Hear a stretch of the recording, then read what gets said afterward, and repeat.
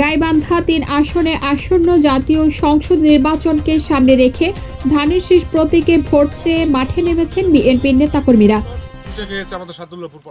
শনিবার সকালে এদিলপুর ইউনিয়নের ৫ নম্বর ওয়ার্ডের ২ নম্বর ইউনিটের দক্ষিণ কুঞ্জ মহিপুর এলাকায় গণসংযোগ করেন স্থানীয় বিএনপি নেতা মোহাম্মদ মুস্তাক আহমেদ শিপনের নেতৃত্বে একদল নেতাকর্মী।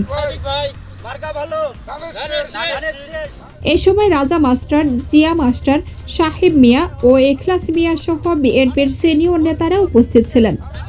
তারা বাড়ি বাড়ি গিয়ে ভোটারদের সঙ্গে কৌশল বিনিময় করেন এবং দলের প্রার্থী ডক্টর মইনুল হাসান সাদিকের পক্ষে ধানের শীষে ভোট প্রার্থনা করেন।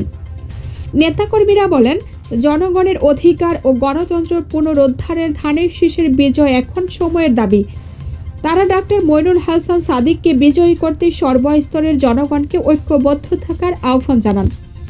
প্রচারণা শেষে স্থানীয়দের অংশগ্রহণে এক দোয়া মাহফিল অনুষ্ঠিত হয়। আবু জাফর মন্ডল, এখলাস, ভ্রাম্যমাণ প্রতিনিধি, গাইবান্ধা।